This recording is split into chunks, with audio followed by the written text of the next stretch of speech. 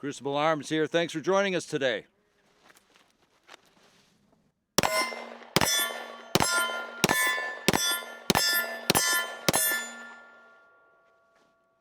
The M&P Shield. It's been out for a little while, but this one has got the night sights on it. We're going to go through it and let you know what we think.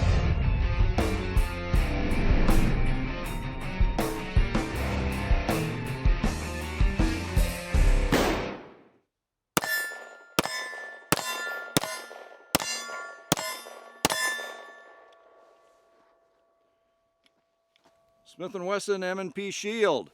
What's different about this one than the one that's been out on the market for a couple of years now? This particular one comes factory with night sights on it. It's also the version that comes without a thumb safety. This is my new carry pistol. As most of you know, I've been carrying a Berg for quite some time. But when this came out, I wanted to give it a shot, have given it a shot, and I find it to be a really comfortable, very concealable, very accurate pistol. And now that Berg has been bought by Bond, I have one of the original White Bear Lake stamped Bergs that was manufactured relatively low serial number. So that's going to become one of my collector guns, if you will. And so I was in the market for a new one. A lot of people will compare this against the Glock, the new Glock offering, the G34. Personally, I prefer the grip angle. I prefer the feel, the ergonomics of the M&Ps over the Glocks. Glocks are great pistols, don't get me wrong.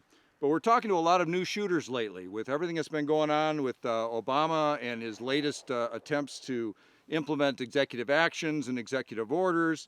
There's a lot of interest now from people who are either getting into guns for the first time or may have had guns in their past, but they're looking for a carry pistol now. So I thought it was a good time to bring this out and talk to you about it.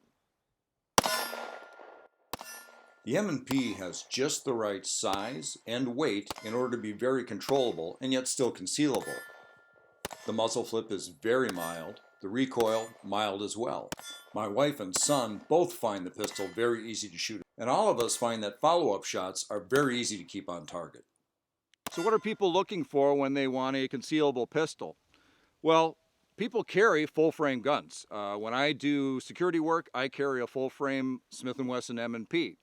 But when you're wearing lighter clothing, as obviously we're not doing today, lighter clothing, or you're in a situation where you need it to be a little more concealable, then a single stack 9mm is one of the first options, in my opinion, you should be taking a look at. So when it comes to concealed carry, you want thin. You want a thin slide, thin frame. This is a single stack, 7+1 and 8+1 magazine capacity. We'll talk a little bit more about that later. But you want this whole form factor to be thin. It just carries closer to the body. The other most important thing is the length of the grip. Again, you want the grip shorter, but you want to be able to carry some capacity with it. But the shorter the grip, obviously, the less rounds you can carry. But the shorter the grip, the easier it is to conceal the gun. You don't print nearly as much. As far as the length, the length of the barrel, the length of the slide, it really doesn't matter that much because for me, I'm running it down the outside of my thigh anyway. It doesn't become much of an issue. But you'll see, when it comes to the grip, you absolutely want that to be as small as possible. The more that sticks out, the more it's possible that it's going to print. So when I look for a concealed pistol, there's a number of things I want to look at. We talked about the form factor. What's the length, what's the width, what's the height. You're going to have some trade-offs there depending on how much round count you want to be able to carry. The Smith-Wesson M&P carries a 7+1 magazine. It also comes with an 8+1 magazine. It actually comes with 2 of those. So you get 3 magazines total, which makes it a good value. It comes with a flush 7-round mag, and you can put one in the pipe. So again, you've got a 7+1. Basically, it's a 2-finger grip when you do that. Again, that's going to be something you're going to want to consider when you go to purchase one. How does it fit your hand? Is a 2-finger grip going to work for you? Now, the M&P also comes with an extended round mag, which is an 8-round mag. It's got the little piece down here. You slap that in, and now you've got room for that 3rd finger. At least I do with my hands. I've got medium-sized hands. But now what you're doing is you are adding some length to the grip, and we talked before about how that becomes a consideration when you carry in terms of printing, in terms of being able to conceal the pistol. Now it doesn't extend the overall length that much. I can carry it this way and not print. So to me it's not a big deal, but it is something you're going to want to consider. But it's nice having that extra round if you want it. It comes with a pretty nice trigger. The M&Ps back in the day when they first came out, they weren't all necessarily that great. They weren't horrible. They have improved their triggers over time, and there is definitely an improved trigger in the M&P Shield right stock out of the box. I believe it's a 6.5 pound trigger pull, which again isn't extraordinarily light, but it's perfect for, in my opinion, perfect for concealed carry. Unlike the full-size M&P, there are no removable back straps on the M&P Shield. It's a one-size-fits-all. So you're going to want to make sure that you get this in your hands and that it fits your hands comfortably, because there is no ability to change it out. The other thing that you can do with this pistol is it does have the magazine release is on this side, but it's reversible. So if you're left-handed, it's very quick to switch it out, put it on the other side. Another difference is the slide lock, slide release. It's on the left-hand side. I'm a right-handed shooter, so that's where I like it. On the full-size M&P, it's ambidextrous. There's one on either side. In the Shield, it's not. It's been taken off. Another nice feature is it will lock on an empty magazine. So once it locks open on the last mag, all you got to do is hit the thumb release, magazine comes out, put your new magazine in. You either use the thumb release or you can stroke it to go back into battery and off you go. Now this does not have a magazine disconnect safety in it.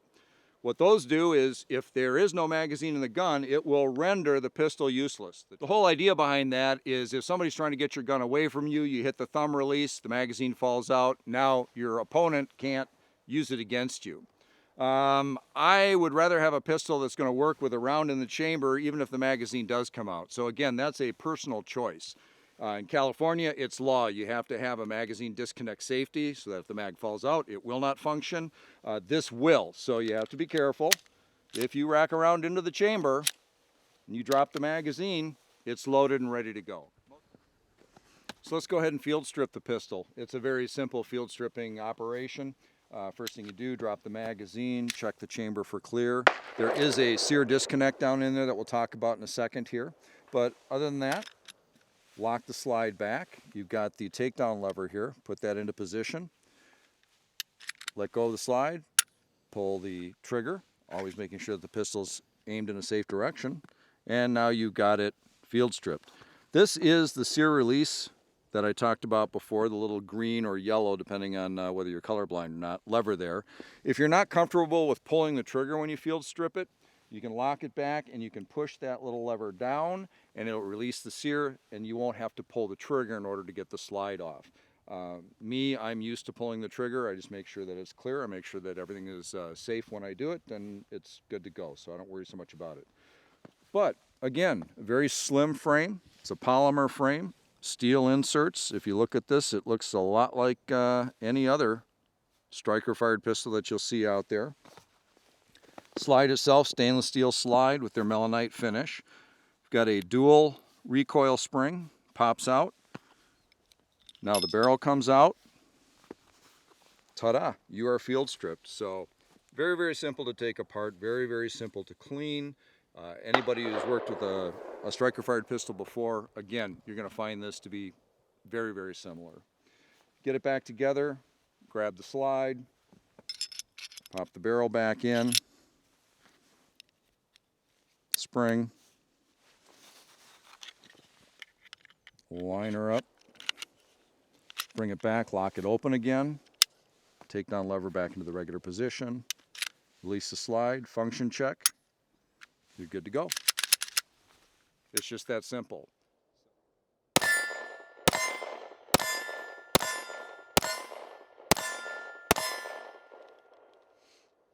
So the M&P Shield, whether you're new to the carry world or if you've been a long time carrier, I would strongly suggest you take a look at this pistol. It's got a lot of things going for it. It's got a lot of competition as well, so there's others that you can have a look at, but I do like M&P, I do like Smith-Wesson. You get what you pay for. These aren't extraordinarily expensive. They're an affordable pistol, but they're not so cheap that they're cheap, okay? It's quality. This is a pistol that is going to last, that's going to be reliable for you, and it's going to get the job done. So thanks for joining us again today on Crucible Arms. I hope you take the opportunity to go look at some of my other videos.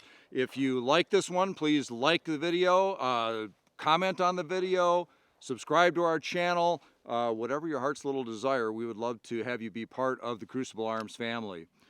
From the range, in the cold, this is Crucible Arms. Till next time, thanks so much.